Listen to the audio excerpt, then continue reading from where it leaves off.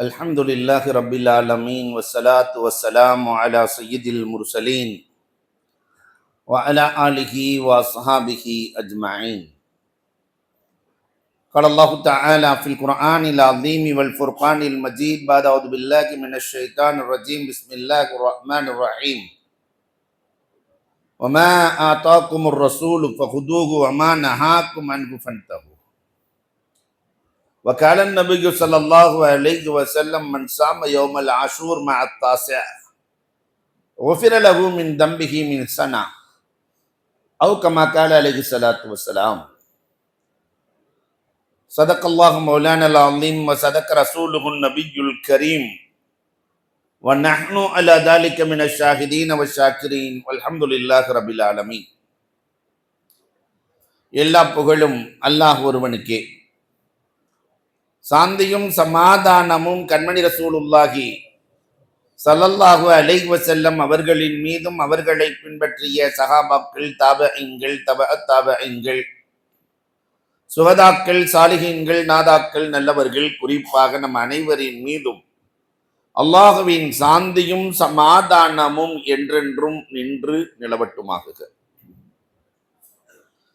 கணியத்திற்கும் மிகுந்த மரியாதைக்கு முறைத்தான் அல்லாஹுவின் நல்லடியார்களே, ரமலானுக்கு பிறகு நாட்களிலேயே சிறந்த நாள் இந்த நாள் யௌமுல் ஆஷூர், முஹர்ரம் மாதம் 10ஆம் நாள்.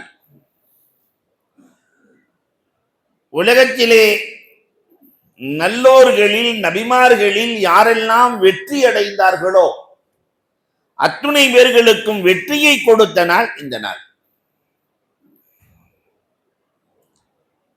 வரலாற்று வரிசைகளை தொட்டால் 1,00,000 நபிமார்களில் 313 ரசூல்மார்கள், அதிலும் குறிப்பாக இருக்கிற உலுல் அஸ்ம் என்று சொல்லுகிற 6 பேர்களும் வெற்றியடைந்த நாள் இந்த நாள் தான். அவர்கள் எதனால் வெற்றியடைந்தார்கள்? அந்த பார்முலாவை மட்டும் நாம் எடுத்துக்கொண்டு சென்றால் நம்முடைய வாழ்க்கையிலும் வெற்றி கிடைக்கும். நபீனா நூஹ் அலைஹிஸ்ஸலாம் வெள்ளப்பிரளயத்தில் இருந்து வெற்றி பெற்று ஜூதா என்ற மலையிலே கப்பல் ஒதுங்கிய தினம் இந்த தினம். 950 ஆண்டுகளுக்கு மேல் ஏகத்துவத்தை எடுத்து சொல்லி ஏற்கவில்லை என்று இவர்கள் தான் அல்லாஹ்விடத்திலே கேட்கிறார்கள், ரப்பி லா ததர் அலல் அர்லி மினல் காஃபிரீன தையாரா, ஒரு ஆளை விட்டுறாத, ஈமான் கொள்ளாத அத்துணை பேர்களையும் அழித்து விடு என்று கேட்டார்கள். எல்லாத்தையும் அழிச்சு நபியின் துஆவை கபூல் செய்தான். எல்லாம் ஈமான் கொண்டவர்களை தவிர எல்லோரும் அழிந்து போனார்கள். அவர்களுக்கு வெற்றி கிடைக்கிறது. கப்பலில் இருந்து இறங்கினார்கள். தரையெல்லாம் களிமண்ணாக இருக்கிறது. அல்லாஹ் சொன்னான், பானை செய்வதற்கு இதமான மண் இந்த மண் தான். அதனால் நூஹே உன் கையால் அழகழகான பானைகளை செய். நூஹ் அலைஹிஸ்ஸலாம் விதவிதமாக பானை செய்து அடுக்கி வைக்கிறார்கள். நூற்றுக்கணக்கான பானைகள். அவர்களுக்கே அந்த பானை ஆச்சரியத்தை தந்தது. நாம இவ்வளவு அழகா செஞ்சிருக்கிறோமே, ரப்பே நீ சொன்னதை போன்று நான் பானைகளை செய்து அடுக்கி வைத்திருக்கிறேன் என்று அல்லாஹ்விடத்திலே சொல்லுகிற போது அல்லாஹ் சொன்னான், அந்த பானைகளை எல்லாம் உடைத்து விடு நூஹேன்னா. அப்படியே கஷ்டப்பட்டு செஞ்ச பானை, இதை உடைக்க சொல்றியே, இதை போய் உடைக்க சொல்லுகிறாயே, இதிலிருந்து எந்த பயனுமே பெறவில்லை, ஆனால் இதை உடைக்க சொல்கிறாயே. அல்லாஹ் சொன்னான், என் கையால் படைத்த இந்த மனிதனை நீ அழிக்க சொன்னாயே, நீ மன்னித்திருக்கலாமே. 950 வருடம் ஏற்காத சமூகம் அழிக்கப்பட்ட போது கூட அல்லாஹ் சொன்னான், நூஹே நீ மன்னித்திருக்கலாம். மன்னித்திருந்தால் அந்த சமுதாயத்தில் நிறைய பேர் ஈமான் கொள்வார்கள். அல்லாஹ் நூஹ் அலைஹிஸ்ஸலாத்தின் மூலமாக இந்த உம்மத்திற்கு ஒரு பாடம் தருகிறான். மன்னிக்கும் மனம் கொண்டவர்கள் வாழ்க்கையில் தோற்பதில்லை.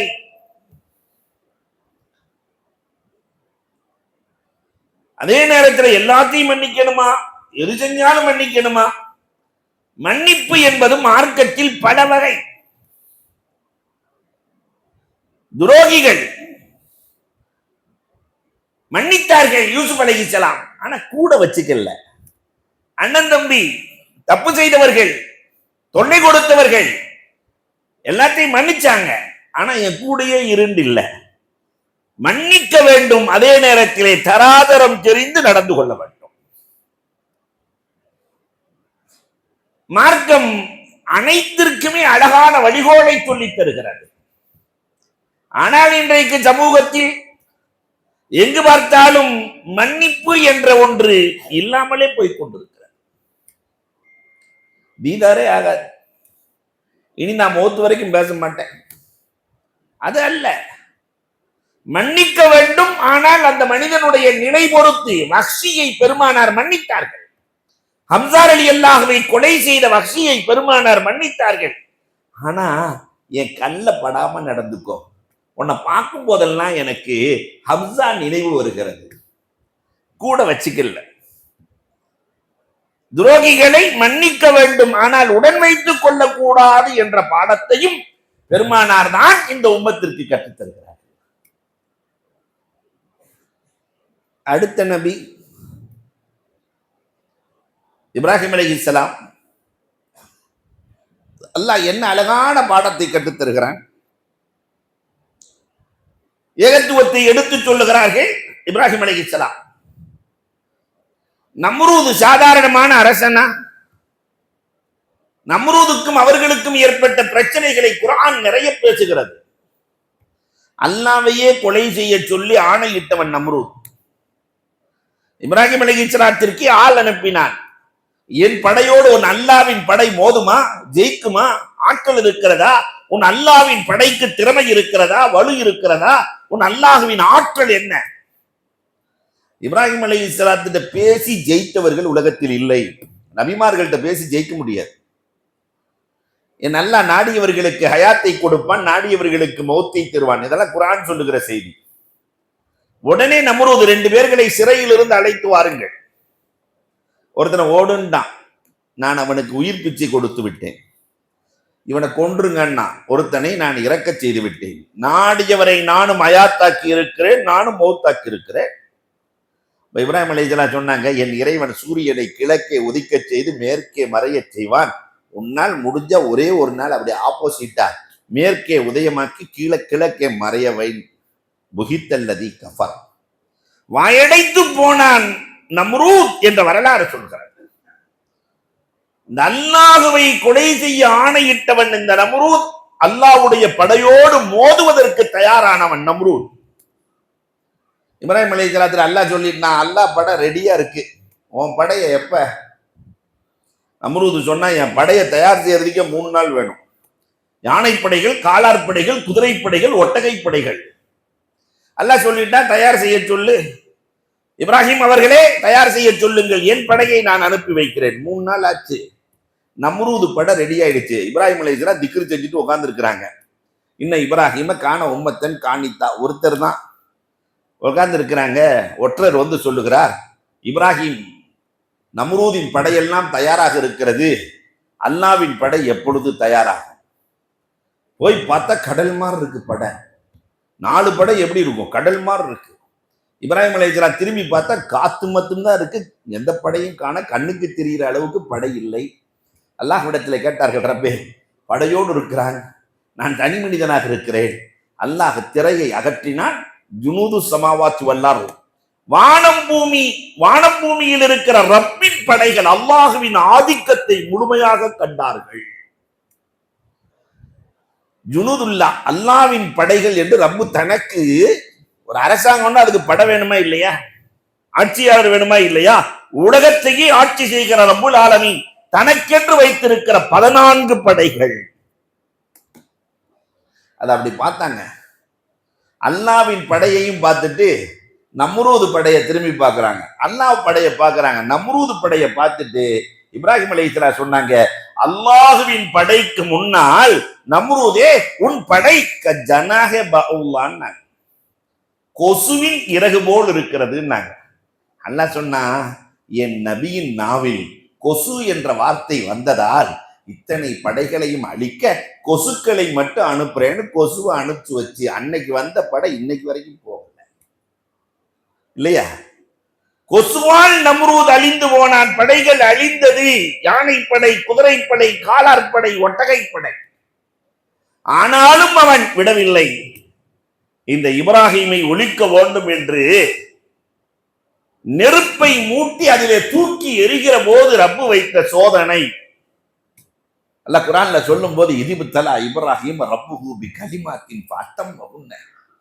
நெருப்பு எரிந்து கொண்டிருக்கிறது, இப்ராஹிம் தூக்கி போடப்படுகிறார். அப்படியே கொஞ்சம் கற்பனை செஞ்சு பாருங்களேன். அப்ப ஜிப்ராயில் அலைஹிஸ்ஸலாம் வந்து கேட்கிறார்கள், இப்ராஹிம் உங்களை நான் காப்பாற்றவா? நெருப்புக்குள்ள போக போறாரு, உன்னை காப்பாற்றவா?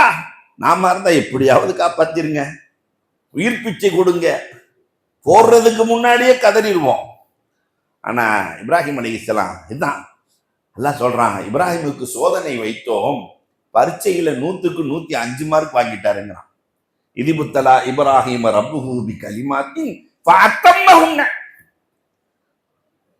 என்னை படைத்த ரப்புக்கு என்னை பற்றி தெரியும். ஜிப்ராயில், நீங்கள் எனக்கு உதவ வேண்டிய அவசியம் இல்லை. உங்களையும் என்னையும் விண்ணையும் மண்ணையும் படைத்த ஏக இறைவன் என்னை காப்பாற்றுவான், நீங்க உதவணுங்கிற அவசியம் இல்லை. எங்க நெருப்புல விழுகிற போது அப்பொழுது அவர்கள் சொன்ன வார்த்தை உலகமெல்லாம் கியாமத் வரை முழங்கப்படுகிறது. ஹஸ்புனல்லாஹு நிஅமல் மௌலா வ நிஅமன் நஸீர். அவன் நிஅமன் நஸீர், அவன் பார்த்துக் கொள்வான். இந்த வார்த்தை ரப்புக்கு பிடித்து போனது. உடனே நெருப்புக்கு ஆணையிட்டான் அல்லாஹ், யா நாரு கூனி பர்தன் சலாமன் அலா இப்ராஹீம்.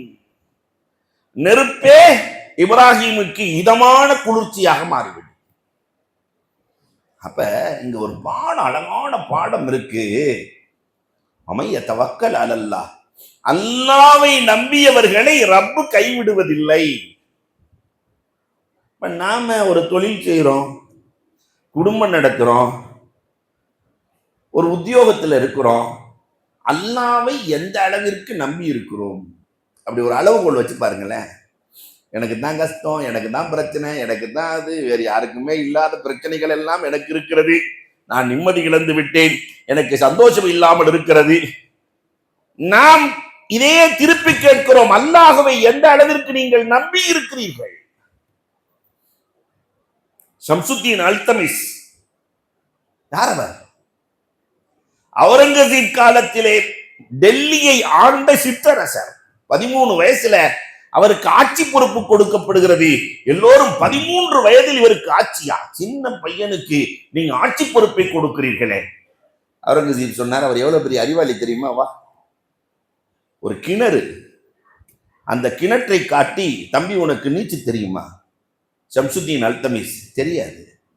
கையை பிடிச்சு தூக்கி உள்ள போட போற, உன்னை நீ இறக்க போகிறாய், நீ சாக போகிறாய். அவன் சிரிக்கிறான். ஷம்சுத்தீன் அல்தமிஸ் சிரிக்கிற, இறக்க போகிறாய், உன்னை உள்ளே போட போகிறேன், படி இல்லை, கிணற்றிலே மூழ்கி இறக்க போகிறாய், சிரிக்கிறாய்.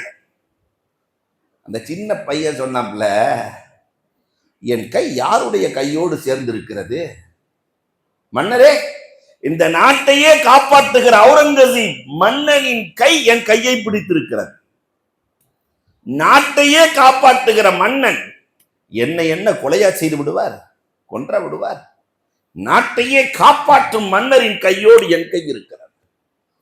அப்பதான் அவுரங்கசீப் பாதுஷா சொன்னாங்க, என் கையை ரப்பின் கையோடு இணைத்துக் கொண்டார். என்னை காப்பாற்ற என் ரப்புல் ஆலமீன் அல்லாஹ் இருக்கிறான் என்ற எண்ணம் வந்து விட்டால், என் தொழிலை காப்பாற்ற என் ரப்பு இருக்கிறான், என் வேலையை காப்பாற்ற என் ரப்பு இருக்கிறான், என் அந்தஸ்தை காப்பாற்ற என் ரப்பு இருக்கிறான் என்று ரப்போடு இணைத்துக் கொண்டால், ரப்பை நம்பினால் ரப்பு கைவிட்டு விடுவானா? ரப்பு கஷ்டம் கொடுத்து விடுவானா? இப்ராஹிம் அலைஹிஸ்ஸலாத்தை காப்பாற்றி அதே ரப்பு தான் இன்றைக்கும் இருக்கிறான். அமைய தவக்கல் அலல்லாஹ், யார் அல்லாஹ்வை நம்புகிறார்களோ, அல்லாஹ் சொல்லுகிறான், அல்லாஹ் அவர்களுக்கு போதுமானவன். இந்த வெற்றியாளர் இப்ராஹிம் அலைஹிஸ்ஸலாம் வெற்றி பெற்றது இந்த தினத்தில் தான். நம்ரூதின் படை அழிந்தது இந்த தினத்தில் தான். நெருப்பிலிருந்து அவர்கள் ஈடேற்றம் பெற்றது ஆஷூராவில் தான். அந்த இப்ராஹிம் அலைஹிஸ்ஸலாம் வெற்றியாளர் இப்ராஹிம் தவக்குல் என்ற பாடத்தை எதனால் வெற்றி பெற்றார் என்றால் அல்லாஹுவின் மீது வைத்த நம்பிக்கையால். நூஹ் அலைஹிஸ்ஸலாம் மன்னிப்பால் வெற்றி பெற்றார்கள். இப்ராஹிம் அலைஹிஸ்ஸலாம் தவக்குலால் வெற்றி பெற்றார்கள். அல்லாஹ் அக்பர். தாவூத் அலைஹிஸ்ஸலாத்திற்கு ஆட்சி அதிகாரம் கிடைத்தது இந்த நாளில் தான். யார் இந்த தாவூத்? ஆடு மேய்க்கிற இடையன். தாவூத் அலைஹிஸ்ஸலாம் இப்ப திடீர்னு வந்த ஆட்சி மாதிரி தான். அவருக்கு திடீர் ஆட்சி தான். தாவூத் அலைஹிஸ்ஸலாம் ஆடு மேய்ப்பார்கள், ஆனால் குரல் இனிமையாக இருக்கும். தாவூத் அலைஹிஸ்ஸலாத்தின் குரல் எப்படி இருக்கும்? ஹதீசுகளுக்குள்ளே நுழைந்தால் தெரியும். அவர்கள் ஆடு மேய்க்கிற போது பாடினால் ஆடுகள் மட்டுமல்ல மரங்கள் கூட தலையாட்டுமாம். இன்னைக்கு சொல்ற மரங்களுக்கு உயிர் இருக்குன்னு, மரங்கள் கூட தலையாட்டும். அந்த நேரத்திலே தான் ஜாலூத் மன்னர், மன்னர்களுக்கு இயற்கையிலேயே வேட்டையாடும் பழக்கம் இருக்கும். வேட்டைக்கு போனா இந்த குரலை கேட்கிறாரு. பொதுவாக மன்னர்களுக்கு உறக்கம் இல்லை. தாவூத் அலைஹிஸ்ஸலாத்தை கூட்டு போய் அவங்க ஓதுவார்கள். தாலாட்டுவதை போன்றிருக்கும், மன்னர் தூங்குவார். இப்பதான் ஜாலூத்தோடு போர் செய்ய வேண்டிய சூழல். இன்னைக்கு இருக்கிற ஜெருசலம் பகுதி ஏறத்தாழ 5000 ஆண்டுகளாகவே போர்க்கள பகுதி தான். குருதிகளால் நிரப்பப்பட்ட பகுதிதான் அந்த பகுதி. ஜாலூத் மன்னன் ஜபாபிரா இந்த ஜாலூத்தை எதிர்க்கிறார். ஜாலூத்துன்னு சொன்னாங்க ஏறத்தாழ 80 அடி 90 அடி உயரம். அவனை வெற்றி கொள்வதற்கு அகிலத்தில் ஆள் இல்லை, யாருமே இல்லை. இந்த ஜாலூத்து பட போய்கிட்டே இருக்கு, எல்லாம் தோத்துக்கிட்டே போகுது. மன்னருக்கு உறக்கம் இல்லை. மன்னர் சொன்னார், படை வீரர்களிடத்திலே சொன்னார், அந்த ஜாலூத்தை கொலை செய்பவர்களுக்கு, ஜாலூத்தை கொலை செய்பவர்களுக்கு என் மகளை மணமுடித்து கொடுப்பேன், நாட்டில் பாதியை தருவேன். அப்ப தாவூத் அலைஹிஸ்ஸலாம் தான் பக்கத்துல உட்கார்ந்து இருக்கிறாங்க. அதை நானே பார்த்துக்கிறேங்கிறாங்க. தாவூத் அலைஹிஸ்ஸலாம் உயரம் எவ்வளவுன்னா 4.5 அடி, அலிரடி அல்ல மாதிரி ரொம்ப ஷார்ட் குட்டை. ஜாலூத் மன்னனுடைய உயரம் நம்ம மாதிரி அல்ல, 60-70 அடி உயரம் உள்ளவர்களுக்கு தான் ஜபாபிரா என்ற அரபியிலே சொல்லுவார்கள். ஜபாபிரா ஆக உயரம், இவர் ஆக ஷார்ட். ஆடு மேய்க்கிற இடையன் மன்னர் சொல்றாரு, தாலூத் மன்னர், ஆடு மேய்க்கிற இடையன் நீ ஜாலூத்தை வெற்றி கொள்வாயா? ஜாலூத் யார் தெரியுமா? அவன் வீரம் என்ன தெரியுமா? அவன் வலிமை என்ன தெரியுமா? தாவூத் அலைஹிஸ்ஸலாம் அதெல்லாம் எனக்கு தெரியாது. மன்னர் கேட்கிறார், எதை வச்சு ஜெயிப்ப? ஆடு மேய்க்கிற ஆள் எதை வச்சிருப்பாரு? உண்டிவில். உண்டிவில்னா அதுக்கு கோயம்புத்தூர்ல என்ன பேர் சொல்றது? வில்லு. காக்கா அடிக்கிறது, குருவி அடிக்கிறது. இது வைத்திருக்கிறேன். இதை வைத்து மன்னர் சிரிக்கிறார். உண்டி வில்லை வைத்து, வில்லும் வேலும் வாளும் வைத்திருக்கக்கூடிய ஜாலூத்தை நீ வெல்ல போகிறாயா? அப்பதான் தாவூத் அலைஹிஸ்ஸலாம் சொன்னாங்க, மன்னரே, இதை வைத்துத்தான் என் ஆடுகளை கொள்ள வருகிற சிங்கத்தையும் புலியையும் வெல்லுகிறேன். காட்டு ராஜாக்களை கூட இதன் மூலமாக நான் எதிர்த்து நிற்கிறேன். அந்த மன துணிவு என்னிடத்தில் இருக்கிறது. யகீன். ஜாலூத்தை நான் வெற்றி கொள்வேன். 3 கல் எடுத்துட்டு போனார். பிஸ்மில்லா சொன்னார். ஜாலூத் மன்னன் தூரத்தில் இருக்கிறார். ஒரு கல்லு முட்டியில் அடித்தார், முழங்கால் போட்டான். இன்னொரு கல்லை எறிந்தார். தாவூத் நெஞ்சிலே பாய்ந்தது. 3வது கல்லை எறிகிறார், பொட்டிலே அடித்தார். தமிழ்ல சொல்லுவாங்கல்ல, பொட்டுண்டு போனான். பொட்டுண்டு போனான். ஜாலூத் மன்னனை 3 கல்லால் பிஸ்மில்லா சொல்லி எறிந்தார். நீங்கள் வரலாறுகளை புரட்டுங்கள். அந்த யகீன், மன துணிவு. மன்னர் தாலூத் தன்னுடைய மகளை மணமுடித்து கொடுத்தார், நாட்டில் பாதியை கொடுத்தார். மீதி அவர் மரணத்திற்கு பிறகு இவர்களுக்கு வந்தது இவர்களின் சொத்தாக சுலைமான் அலைஹிஸ்ஸலாத்திற்கு கிடைத்து அவர்கள் உலக சக்கரவர்த்தியாக மாறியதற்கு காரணம் இந்த தாவூத். தாவூதின் யகீன், தாவூதின் மன உறுதி தன் பிள்ளைக்கு உலகத்தை தந்தது.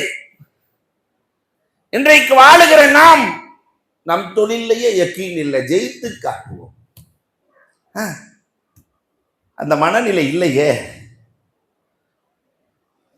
ஜெயித்து காட்டுவோம். நான் கண்டிருக்கிறேன், சேலத்தில் ஒருத்தர் இருந்தார், பிள்ளைய ₹1,00,000 தொலைச்சிட்டாலும் 10 லட்சத்தை தொலைச்சிட்டாலும் பிள்ளைகளை திட்டமாட்டார். நம்ம என்னடா கொண்டு வந்தோம், இங்கதான் தொலைஞ்சிருக்கு, இங்கதானே தொலைச்சிருக்கோம், தொலைச்ச இடத்துல தேடுவோம். என்ன உறுதி, தொலைச்ச இடத்துல தேடுவோம், கிடைச்சிட போகுது, எங்க போயிட போகுது.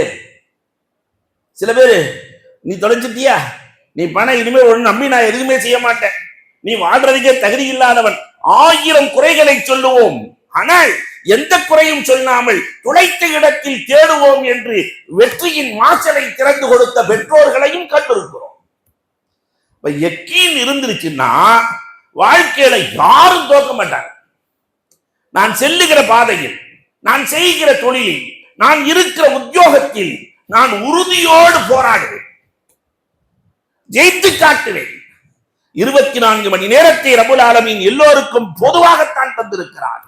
உலக சந்தை பொதுவாக விரிக்கப்பட்டிருக்கிறது.